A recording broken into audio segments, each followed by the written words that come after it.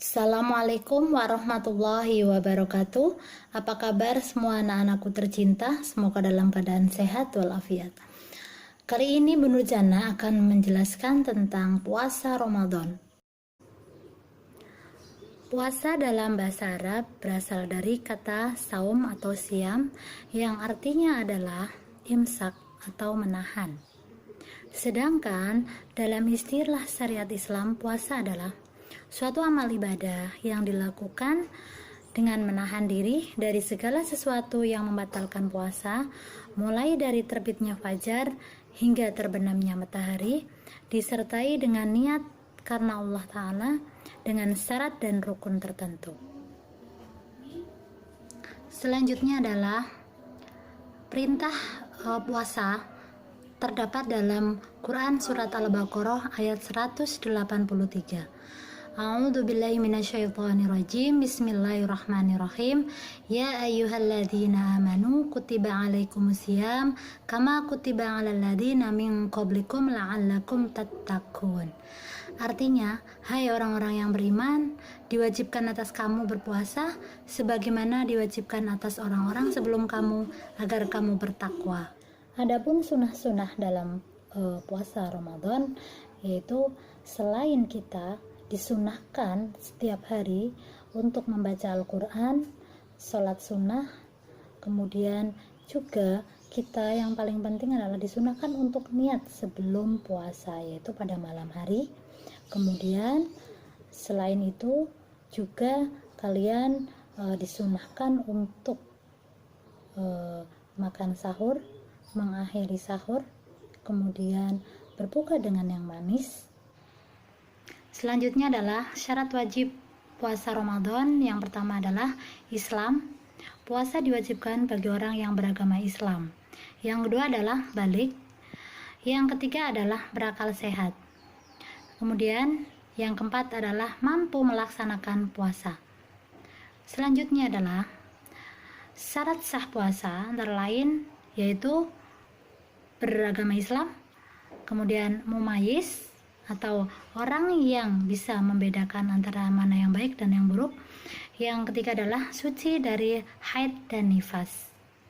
Selanjutnya adalah rukun puasa. Yang pertama adalah niat dalam hati.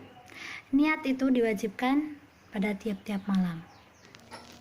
Kemudian rukun puasa yang kedua yaitu menahan diri dari segala hal-hal yang membatalkan puasa, dari terbit fajar hingga terbenam matahari.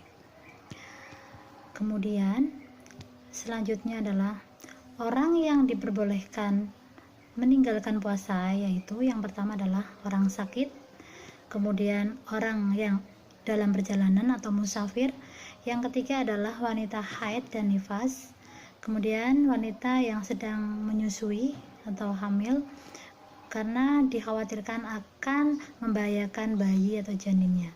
Kemudian yang ketiga adalah yang keempat adalah orang yang lanjut usia. Kemudian selanjutnya adalah orang yang pekerja keras seperti pekerja bangunan.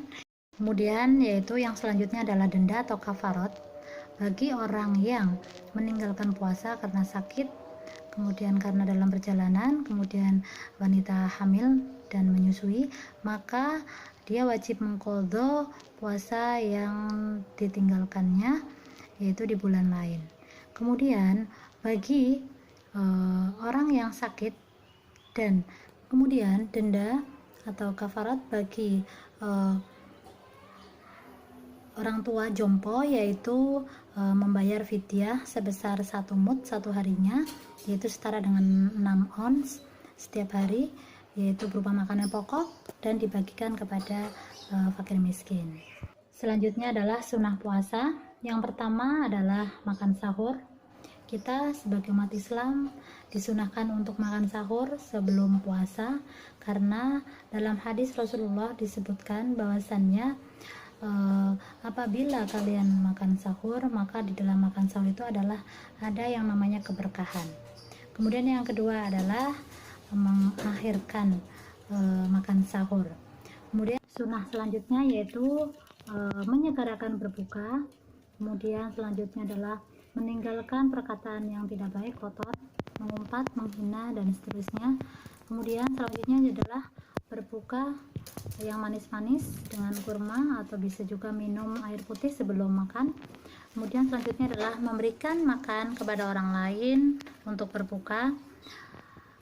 Ya, kemudian selanjutnya adalah hal-hal yang membatalkan puasa. Yang pertama adalah murtad, yang kedua muntah dengan sengaja, yang ketiga adalah makan, minum, merokok dengan sengaja. Kemudian selanjutnya adalah haid, nifas, kemudian adalah pingsan, kemudian adalah mabuk, kemudian adalah jima atau berhubungan suami istri pada saat puasa Ramadan. Kemudian muntah dengan sengaja, makan dan minum, merokok dengan sengaja, haid, nifas, gila, mabuk, pingsan, kemudian jima atau berhubungan suami istri pada saat puasa. Selanjutnya adalah hikmah atau manfaat berpuasa, antara lain dapat mendidik diri untuk bersabar dalam menghadapi cobaan dan penderitaan seperti sekarang ini, yaitu kita sedang ada wabah COVID. Kemudian yang kedua yaitu mendidik kita untuk berbuat disiplin, dapat memelihara kesehatan, kemudian dapat menumbuhkan sifat amanah dalam diri kita, kemudian juga meningkatkan rasa syukur kepada Allah. Oke, silakan kalian jawab di komentar kalian nanti di komentar video ini, yaitu pertanyaannya yang pertama adalah 1.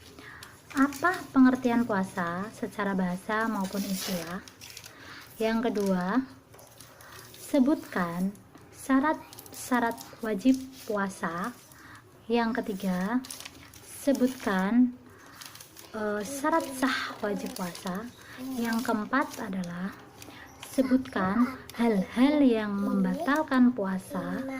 Yang kelima adalah dalam Quran surat berapa Allah memerintahkan kita untuk berpuasa Ramadan. Terima kasih, demikian. Semoga bermanfaat. Wassalamualaikum warahmatullahi wabarakatuh.